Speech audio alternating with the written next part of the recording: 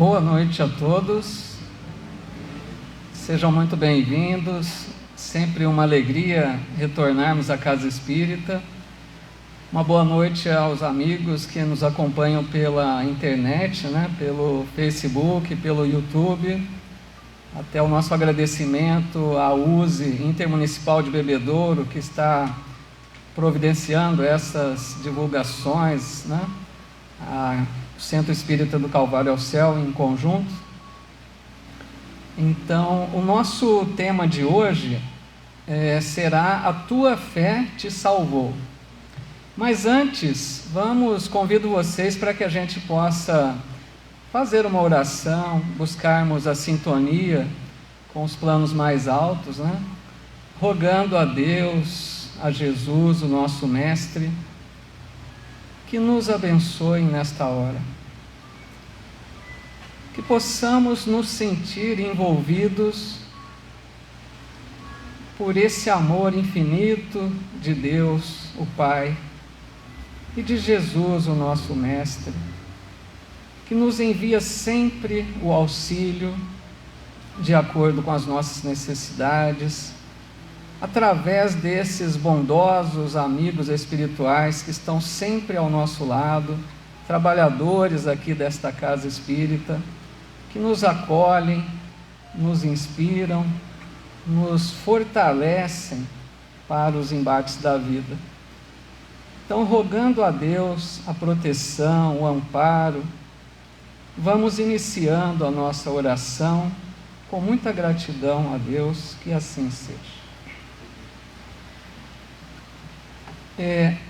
Sobre esse tema, A Tua Fé Te Salvou, eu vou trazer aqui algumas curas que Jesus realizou, para que a gente possa tirar algumas lições para a nossa vida a respeito dessas curas realizadas. Quando a gente pensa sobre essas curas de Jesus, eu creio que uma pergunta virá à nossa mente, com certeza. Por que Jesus não curou todas as pessoas? E outra coisa a gente poderia pensar também. Quando Jesus curava alguém, qual era a preocupação maior do Cristo?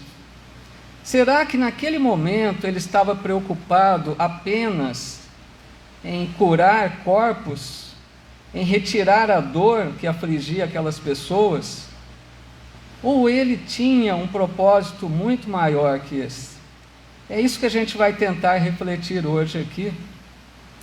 E eu quero iniciar com uma cura que está lá no Evangelho de Marcos, capítulo 2, versículo 3, que é a chamada cura do paralítico de Cafarnaum. Já fazendo, desde já, fazendo uma observação a respeito desta palavra, paralítico, que era o termo usado à época, Então vamos manter para ficar de acordo aqui com o Evangelho. Então conta o evangelista que havia esse homem paralítico que desejava muito ser curado por Jesus.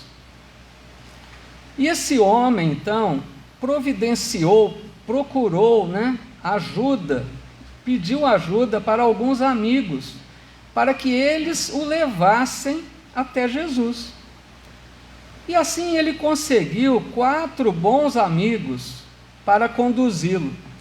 E vejam que esses amigos levaram esse homem no leito até Jesus. Tudo bem que nós vamos imaginar que não deveria ser uma cama pesada, Vamos imaginar até uma maca, um leito mais leve. Mas imagina a dificuldade, desses 4 homens conduzindo esse amigo que queria ser curado por Jesus. E eles foram, então, levando este homem, porque Jesus se encontrava em uma casa ensinando, como sempre. E onde Jesus se encontrava, era muito comum aquela multidão que se aglomerava em torno dele. Então, quando esses homens chegam àquela casa onde Jesus estava, perceberam realmente uma multidão dentro da casa e em torno da casa, muita gente. Então aqueles homens tentaram entrar, tentaram pedir, licença, explicaram que queria levar aquele homem para ser curado. Ninguém cedia espaço. E era até compreensível, afinal de contas, todos queriam estar perto do Cristo, todos queriam ser curados por Ele, Então aqueles homens pensaram, o que fazer? Vamos desistir? Não, eles não desistiram. Então eles ficaram pensando em uma ideia, em como fazer para aproximar-se de Jesus. E eles têm uma ideia, eu diria, arrojada, porque eles resolvem subir ao telhado da casa. Eles sobem ao telhado, amarram aquele homem em uma corda no leito, puxam aquele homem lá para cima, abrem um buraco no telhado da casa. Tudo bem que era um telhado mais simples do que os atuais, mas mesmo assim, imagine o grau de dificuldade. Abriram o buraco, imagina Jesus lá no centro, lá dentro da casa, conversando, ensinando. De repente começa a descer aquele homem no leito do telhado, amarrado pelas cordas. Jesus olha para aquela cena e fica admirado. Então, quando ele vê essa cena, ele percebe a fé daqueles homens, de todos eles, daquele que queria ser curado, como também dos amigos. E Jesus então olha para aquele homem e diz a ele: filho, os teus pecados estão perdoados. Acontece que naquela casa, dentre aqueles que ouviam Jesus, se encontravam alguns escribas, que eram aqueles doutores da lei. Eles eram presos ainda às leis judaicas, e eles ficaram incomodados com aquela fala de Jesus. Eles diziam entre eles: quem é esse homem para perdoar pecados? Só Deus perdoa pecados, ele está blasfemando. E Jesus percebeu o estado de alma daqueles homens. Então ele se volta para esses escribas e diz a eles: por que vocês estão tão incomodados com o que eu disse? O que é mais fácil dizer? Os teus pecados estão perdoados? Ou levanta-te e anda? E ele continua: para que vocês saibam que o Filho do Homem tem poderes para perdoar pecados na terra, ele olha para o homem e diz: levanta-te e anda, vá para a tua casa. E naquele mesmo momento, aquele homem levantou-se e saiu caminhando no meio daquela multidão, carregando o seu leito. As pessoas ficaram admiradas, louvavam a Deus e diziam que nunca viram algo semelhante. Então essa narrativa dessa cura traz-nos várias lições para a nossa vida, que nós vamos tentar refletir um pouco agora. A primeira lição que eu creio que podemos tirar era sobre o desejo daquele homem ser curado. Ele provavelmente enfrentava uma expiação dolorosa com aquela paralisia. Mas aquele homem não estava revoltado, não estava desanimado, ele se mantinha, sim, resignado diante do seu problema. E além de estar resignado, ele foi em busca de algo melhor, que ele queria ser curado. Então aí, eu acho que já tem uma grande lição para nós. Porque nós todos, com certeza, enfrentamos na nossa vida provas difíceis, expiações duras. Qual é o nosso estado diante dessas aflições? Nós nos mantemos resignados ou revoltados? Nós nos mantemos dispostos a melhorar aquilo que é possível? Ou desanimamos diante do problema? Então essa é uma primeira lição aí, Uma segunda coisa que podemos perceber é o apoio dos amigos. Se aqueles amigos não tivessem ajudado aquele homem, ele não teria sido curado. Porque se não o levassem até Jesus, ele não ia ter a cura, Então foi decisiva a ajuda dos amigos. Então, nesse ponto, podemos pensar, todos nós, com certeza, precisamos, em determinado momento da vida, da ajuda dos amigos. Que bom, né, termos amigos fiéis que possam nos ajudar, porque pode acontecer de que nosso orgulho, às vezes, possa falar mais alto, e nós nos sentirmos autossuficientes, né? Às vezes acharmos que não precisamos da ajuda dos outros.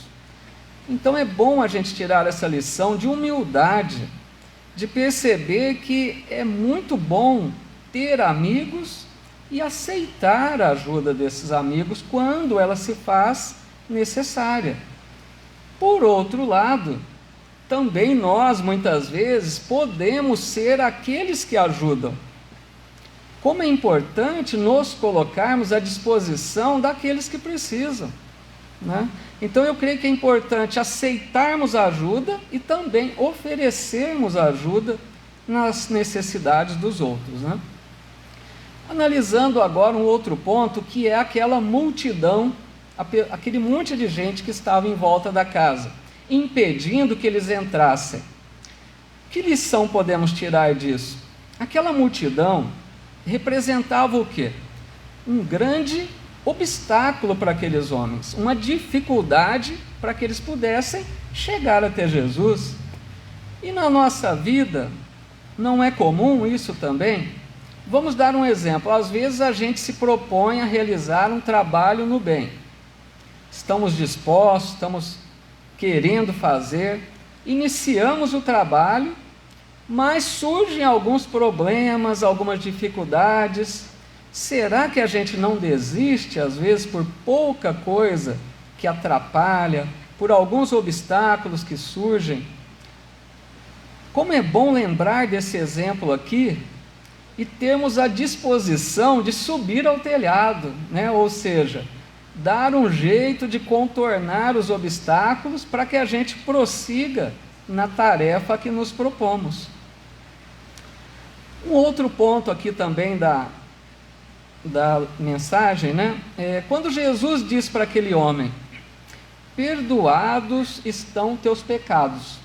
É importante fazermos aqui uma observação, que Jesus não estava isentando aquele homem das reparações necessárias. Jesus não estava concedendo um privilégio para aquele homem, dizendo que ele estava livre de toda a sua culpa, de toda a sua expiação. Não é isso. Aqui o entendimento é que Jesus, com a sua grandeza de alma, quando ele olhava para alguém, ele não via apenas o corpo físico, ele estava vendo a alma daquelas pessoas. E quando ele viu esse homem, ele percebeu que aquele homem já tinha, vamos dizer, né, na falta de palavra melhor, quitado a sua dívida com a lei divina. Ele já tinha reparado o seu erro do passado. Naquele momento ele já estava liberto da dívida, né, com a lei divina. Então restava apenas aquela deficiência física, que Jesus vai e o liberta do problema, mas sem nenhum privilégio, sem nenhuma vantagem em relação a outras pessoas. E depois, quando ele diz ao homem: toma o teu leito e vai para a tua casa, podemos entender simbolicamente que Jesus diz, é como se Jesus dissesse para aquele homem, né? Tira uma lição de tudo isso que você passou, tira aprendizado disso e retoma o teu caminho do crescimento espiritual. Esse volta para casa é como se ele dissesse: volta a progredir, volta a crescer espiritualmente, porque quando a gente se envolve com o mal, a gente paralisa o nosso crescimento espiritual. Então é como se ele dissesse: retoma a sua jornada evolutiva, tira as lições disso e continua progredindo. Então a gente fecha essa análise dessa cura, que mais importante do que o paralítico andar, era ele ser salvo, né? Mudar de conduta, que foi o que aconteceu. Vamos analisar agora outra cura, que é a cura do cego de Jericó. Está lá em Marcos também, capítulo 10, versículo 46. Nesta cura, o evangelista diz que Jesus passava pela cidade de Jericó. E tinha um caminho que ele faria para deixar a cidade. Nesse caminho, nessa estrada por onde ele passaria, algumas pessoas já se encontravam ali, esperando a passagem de Jesus. Estavam sentados ali à beira do caminho. Dentre essas pessoas estava um cego pedinte de nome Bartimeu. Então esse cego aguardava ansiosamente Jesus passar por ali, porque ele queria ser curado por Jesus. E esse homem, ele ouvia muito bem. Então ele ficou de ouvidos atentos para perceber o momento exato que Jesus passava ali de frente onde ele se encontrava. Então vem Jesus com aquele monte de gente na sua volta, sempre que ele caminhava, os discípulos junto dele e uma multidão em volta. Então vem Jesus passando e o cego atento com a audição e percebe que ele estava bem próximo. Então esse cego começa a gritar: Jesus, filho de Davi, tem misericórdia de mim. Mas algumas pessoas que estavam ali ao lado dele o repreendem, dizendo que ele estava incomodando para que ele se calasse. Mas esse homem não desistiu. Ele gritou mais alto ainda: Jesus, filho de Davi, tem misericórdia de mim. Aí Jesus parou e pediu para chamar esse homem. Aí aqueles mesmo que o repreenderam, agora dizia a ele: você é um homem de sorte, ele te chama, levanta, tem bom ânimo. E diz o evangelista que esse homem levantou-se e jogou fora a capa ou o manto que ele tinha e foi até Jesus. Jesus olha para aquele homem e pergunta a ele: o que queres que eu te faça?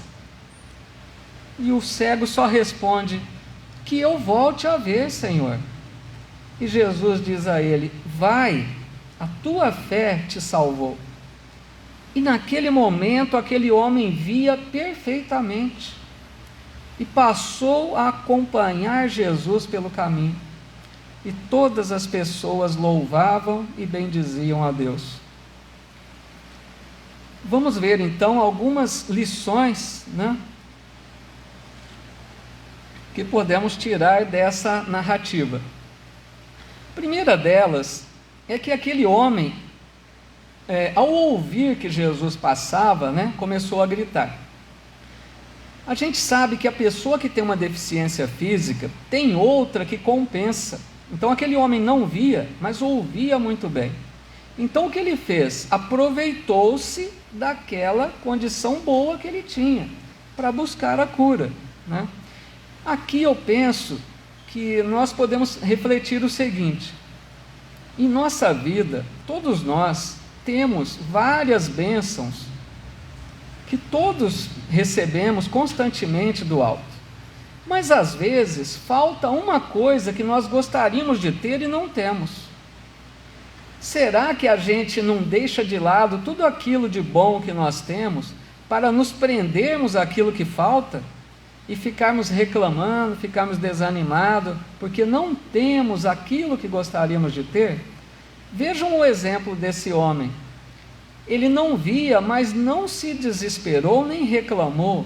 Ele aproveitou-se daquilo que ele tinha de bom, que era a audição, e foi em busca da cura. Quando ele começa a gritar, é algo muito simbólico isso também, porque o grito daquele homem foi decisivo. Se ele não gritasse, Jesus não parava, não é? Então a hora que ele gritou foi decisivo para que acontecesse a cura. Ou seja, ele buscou ajuda. Ele não ficou de braços cruzados esperando cair do céu a solução. Ele não esperou que Jesus fosse até ele para perguntar se ele queria ser curado. Ele buscou a cura. Outra lição importantíssima para nós, né? Diante dos problemas, diante das dificuldades, como é a nossa reação? Nós trabalhamos para melhorar a situação ou nós ficamos, né, desanimados, revoltados, esperando cair um milagre do céu? É outra lição também, né? Quando diz aqui na narrativa que esse homem lançou fora a capa, eu fui buscar aqui uma ajuda, né, dos universitários, daqueles que estudam o Evangelho mais a fundo, né, para entender qual o significado dessa capa ou desse manto. E a explicação é que essa capa representava uma autorização que a pessoa tinha para pedir em via pública, para viver da caridade pública, né? Então, quem portava essa capa ou esse manto, quando a pessoa olhava, sabia que ele estava autorizado a pedir. Era algo muito assim organizado nesse sentido, né? Então, aquele homem, quando lança fora a capa ou o manto, vejam a fé que ele tinha que seria curado, porque ele jogou fora aquilo de mais importante para ele, né, no sentido de manter-se, porque ele dependia exclusivamente dessa caridade. A hora que ele joga fora, ele sabia que outra pessoa poderia pegar. Fora o quê? Nessa capa eles guardavam os seus pequenos pertences, o pouco de dinheiro que ele tinha conseguido, algo que ele guardasse ali naquela capa, e ele joga fora, porque ele tinha certeza que seria curado. Aí é um grande exemplo da fé, né? A fé que Jesus sempre dizia: se tivéssemos a fé do tamanho de um grão de mostarda, diríamos a um monte, né, transporta-te daqui para o mar. Então, algo simbólico, mostrando que nossa fé ainda é pequena, mas que nós podemos realizar grandes coisas tendo uma fé maior, né? Bom, e agora mais uma cura só para a gente encerrar. É a cura da mulher que sangrava, ou a cura da mulher hemorroíça, de acordo com algumas traduções que variam um pouco aí na tradução, né? Está lá em Marcos capítulo 5, versículo 25. Conta então que havia uma mulher que já fazia 12 anos que ela tinha um fluxo de sangue, que não cessava. E essa mulher já tinha tentado de tudo, já tinha buscado auxílio médico, tratamentos, nada resolvia o problema daquela mulher. E ela ficou sabendo de Jesus e decidiu procurá-lo. Mas essa mulher tinha um pensamento um tanto quanto diferente das outras pessoas, porque ela pensava assim consigo mesma, que se ela apenas tocasse nas vestes do Cristo, ela seria curada. Então, nessa fé, com esse propósito, ela vai em busca de Jesus. E Jesus passava por aquela região, ela então vai no meio daquele povo, empurrando daqui e dali, procurando chegar perto de Jesus, quando no meio daquela confusão, ela bem perto de Jesus, ela quase caindo ao chão, ela estica o braço e toca na borda da túnica de Jesus. Na hora que ela toca, ela sentiu algo no seu corpo. O fluxo de sangue havia cessado. E Jesus para. Ele para, porque ele estava caminhando. Ele olha para os discípulos e diz a eles: quem tocou nas minhas vestes? Os discípulos dão até risada, né? Olha para ele e fala: mas Senhor, olha a multidão à tua volta, todos estão te tocando. E Jesus diz: mas alguém me tocou de forma diferente, porque eu senti que de mim saíram virtudes, ou de mim saiu um poder, também de acordo com as traduções. E Jesus olha em torno para ver quem era aquela pessoa que o havia tocado dessa forma. Aí a mulher se apresenta até amedrontada, e ela conta o que aconteceu. E Jesus olha para ela com aquela ternura e diz a ela: filha, a tua fé te salvou. Vá em paz e fique livre desse mal. Então a gente percebe mais uma vez nessa cura a importância da fé. A fé dessa mulher era muito grande, porque ela acreditou que bastava tocar. A gente vai vendo que Jesus não precisou se dirigir a ela para transmitir do seu poder a ela. Ela puxou esses fluidos de Jesus. Ela, com a sua fé, atraiu do corpo de Jesus para ela esses fluidos salutares que restauraram a saúde. Para a gente perceber o que é possível àquele que tem fé. Por isso que Jesus disse certa vez: vós sois deuses, podeis fazer o que eu faço e ainda mais. Então Jesus mostrava ali o potencial que nós temos em nós, todos nós, quando aprendermos a colocar a vontade a serviço da fé. Quando a gente acreditar que é possível. Diz lá no Evangelho, né? Aquele que coloca a vontade a serviço da fé vai realizar os chamados prodígios, né? Coisas que até outros vão ficar admirados. Isso ainda, né, para o futuro, que a gente ainda não consegue usar, né, exercitar esse poder, essa fé que nós temos em nós. E encerrando a nossa reflexão, eu trago aqui uma frase que está lá no livro Entre a Terra e o Céu, uma fala do benfeitor Clarencio. Esse livro, né, escrito por André Luiz, psicografia de Chico Xavier.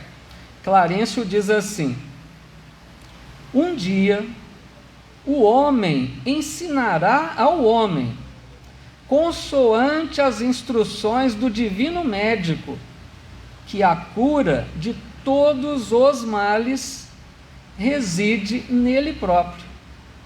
Vejam que fala, a cura de todos os males está em nós. É isso que está sendo passado com essas mensagens. Quando nós aprendermos que viver de acordo com a lei divina é o ideal, é o que vai nos proporcionar a paz, a felicidade, a saúde, quando a gente conseguir, né, cumprir a vontade do Pai, que Jesus tanto falava isso, quando a gente conseguir chegar nesse ponto, não adoeceremos, porque Emmanuel disse assim: saúde é a perfeita harmonia da alma. Ou seja, o nosso corpo adoece porque nós, espíritos que somos, adoecemos primeiro. Todas as vezes que nós agimos contrariamente à lei divina, aquilo que Deus espera de nós, o espírito está enfermo. E dependendo dessa enfermidade, transfere-se ao corpo. Por isso que ele diz que a cura dos males está em nós. Basta que modifiquemos as nossas condutas, pensamentos, atitudes, ações, palavras, né? Buscando viver de acordo com essa lei, que conforme diz lá a questão, se não me engano, 614 do Livro dos Espíritos, que diz que a lei divina, a lei de Deus, foi feita para a felicidade do homem. E nós só seremos infelizes quando dela nos afastamos. Então, se cumprirmos a lei, a vontade do Pai, seremos plenamente felizes e saudáveis, né? Essa era então a reflexão de hoje. E agora nós vamos então passar para o passe, né, que será de forma coletiva. Aqueles que estão acompanhando pela internet, que quiserem, né, pegar um copo de água, uma água para deixar, esperando que possa ser fluidificada, né, também é algo possível.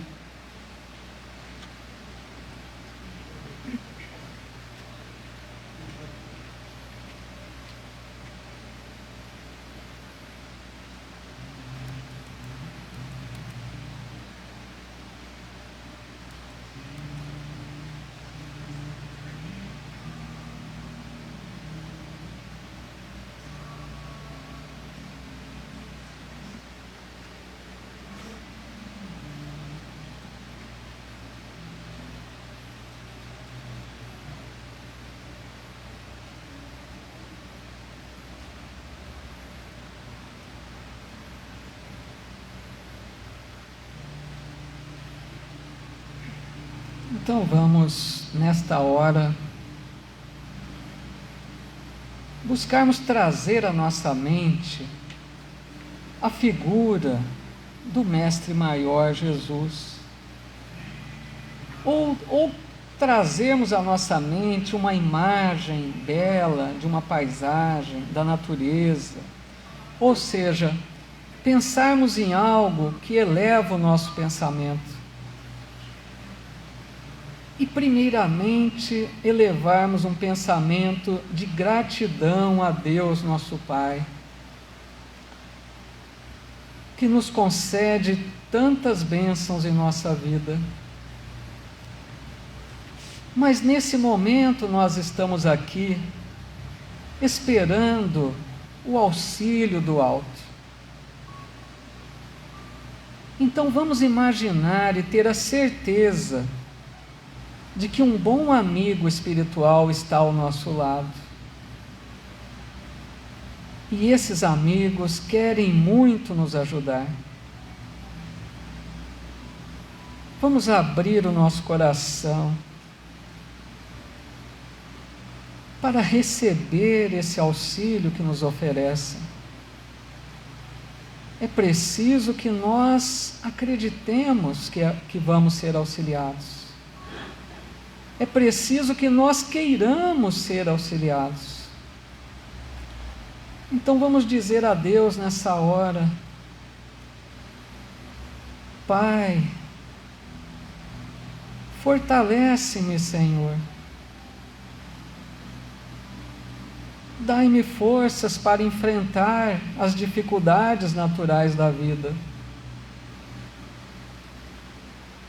Inspira-me, Senhor, bons pensamentos, para que eu saiba escolher sempre o melhor caminho, tomar sempre as melhores decisões. Abençoa, Senhor, o nosso lar. Abençoe aqueles familiares com os quais convivemos, porque nem sempre conseguimos ter um bom relacionamento com todos. Mas, Senhor, nos ajude a vencermos as barreiras, nos ajude a conseguirmos respeitar a forma de ser de cada um, e não queiramos transformar o outro da forma como gostaríamos que fosse. Ajuda-nos, Senhor, a convivermos em paz e em harmonia. Abençoa, Senhor, aquela pessoa pela qual nós estamos pensando nesta hora, que carrega dores maiores que a nossa. Nós te pedimos por esse irmão, por essa irmã. Alivia, Senhor, a sua dor. Aumenta, Senhor, a fé. Que essa pessoa consiga manter-se disposta, com forças novas, para prosseguir na sua tarefa, no seu aprendizado, enfrentando as suas provas. E podemos pedir: abençoa, Pai, esse planeta, em especial o nosso Brasil. Permita, Pai, que os amigos espirituais estejam por toda parte, iluminando, consolando, auxiliando todos aqueles que necessitam, e muito mais do que nós. E dizermos, por fim, muito obrigado, Senhor Jesus, por mais esta oportunidade que nos concedestes. Obrigado por essa bênção de estar aqui de volta à Casa Espírita, ou estar em casa também acompanhando essa reflexão, esse momento de pensar e de refletir sobre o Teu Evangelho. Que possamos agora, Senhor, retornarmos aos nossos lares, na Tua santa paz, e levarmos dessas bênçãos para compartilharmos com aqueles que nos aguardam. Muito obrigado, Senhor. E em Teu santo nome, nós encerramos, que assim seja. Aqueles que quiserem, tem água fluidificada lá ao fundo do salão. Boa noite a todos, muita paz.